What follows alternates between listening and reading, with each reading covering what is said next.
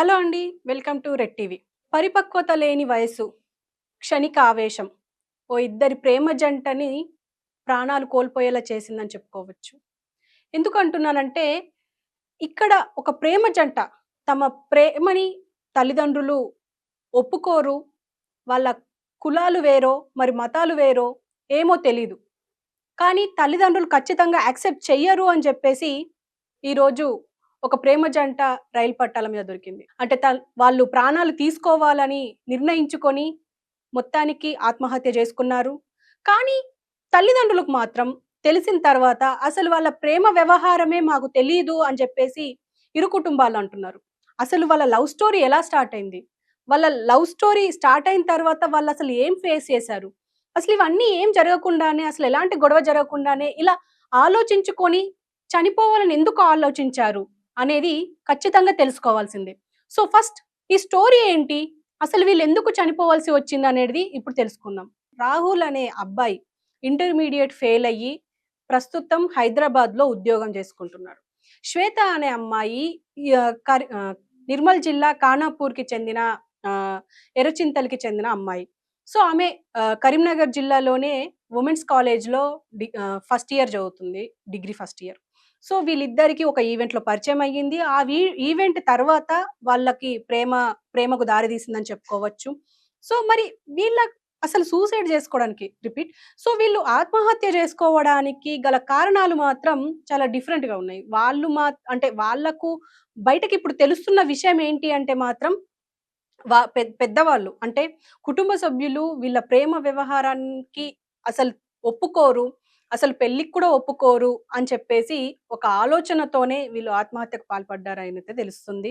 So, మొన్న శివరాత్రికి ఇంటికి వెళ్ళి మళ్ళీ కరీంనగర్ కాలేజ్‌కి వచ్చింది శ్వేత. అండ్ ఇప్పుడు రాహుల్ కూడా హైదరాబాద్ నుంచి సప్లిమెంటరీ ఎగ్జామ్స్ రాయాలి అని చెప్పేసి కరీంనగర్‌కి వెళ్లారు. అయితే ఇందులో జమ్మికుంట దగ్గర వీళ్ళిద్దరు కలుసుకున్నారు అని చెప్పేసయితే తెలుస్తుంది. అక్కడనే దగ్గరలో ఉన్న రైల్వే ట్రాక్ దగ్గర వెళ్లి అంటే వీళ్ళ ప్రేమను ఖచ్చితంగా ఒప్పుకోరు అని చెప్పేసి వాళ్ళు ఫిక్స్ అయ్యారో ఏమో మరి. అక్కడికెళ్ళి అక్కడ సూసైడ్ చేసుకుందామని ఫిక్స్ అయ్యారు. అయితే రైల్వే ట్రాక్ పైన గూడ్స్ బండి వస్తున్నప్పటికీ, వాళ్ళు హారన్ మోగించినప్పటికీ అక్కడి నుంచి జరగలేదు. వాళ్ళక్కడే పడుకొని ఉండిపోయారు ట్రాక్ పైన అనేసి అంటున్నారు. అయితే ఇదంతా రైల్వే శాఖ అధికారులు చెప్తున్న సమాచారం. మరి ఇంకా ఏం జరిగింది అనంటే మాత్రం చూడాలి. ఇప్పుడు రైల్వే శాఖ అధికారులు చెప్తున్న వివరాలైతే ఇలా ఉన్నాయి. కానీ ఇప్పుడు పోలీసులకు ఇచ్చిన సమాచారం ప్రకారం చూస్తే మాత్రం తల్లిదండ్రులకు అసలు వీళ్ళ ప్రేమ వ్యవహారమే తెలీదు అని చెప్పేసైతే అంటున్నారు. ఇటు పక్క అమ్మాయి శ్వేత తల్లిదండ్రులు మాత్రం అసలు మాకు ఏ విషయం తెలదు అని చెప్పేసి రాజలింగు అనే వాళ్ళ తండ్రి ఆయన పోలీసులకు ఫిర్యాదు చేశారు. కానీ రాహుల్ తండ్రి రాజు మాత్రం ప్రేమ వ్యవహారం వల్లే ఇలా చనిపోయారు అని చెప్పేసి వాళ్ళిద్దరి మీద ఆయన ఫిర్యాదు ఇచ్చారు. సో ఇరు కుటుంబాలు మాత్రం ఇలా ఒకటి కాకుండా ఒకటి చెప్పడం వల్ల అంటే అసలు పొంతన లేకుండా ఉన్న సమాచారాన్ని బట్టి పోలీసులకు వచ్చే అనుమానం ఏంటి అంటే ఇంకా దీని వెనక ఏముంది, అసలు ఇంకేమైనా గొడవలున్నాయా? లేకపోతే అసలు ఏం జరిగింది అనేది మాత్రం ఇంకా మిస్టరీగానే మిగిలిపోయింది అని చెప్పేసి అంటున్నారు.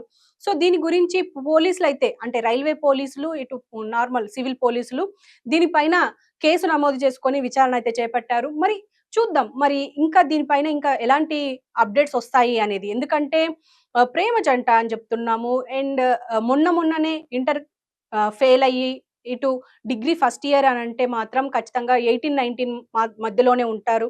సో వాళ్ళ వయసు కూడా పెద్దగా ఎక్కువ లేదు గాబట్టి టీనేజ్‌లోనే ఉన్నారు గాబట్టి వాళ్ళకు ఏ ఆలోచనతో వాళ్ళు చనిపోవాలని నిర్ణయించుకున్నారో, లేకపోతే ఇప్పటికీ సమాజంలో చూస్తూనే ఉన్నాం పరువు హత్యలు అని చెప్పేసి. రీసెంట్‌గా ప్రణయ్ అమృత విషయంలో కూడా చూసాము కోర్టు ఎలాంటి డిసిషన్ తీసుకుందో. ఇలాంటి చాలా ఉదాహరణలు మేబీ వాళ్ళు కూడా ఎఫెక్ట్ అయ్యి ఉన్నారేమో, ఇన్‌ఫ్లూయెన్స్ అయ్యి ఉన్నారేమో. ఏది దేన్ని మనం చెప్పలేకపోతున్నాం. కానీ ఖచ్చితంగా రాహుల్ తండ్రి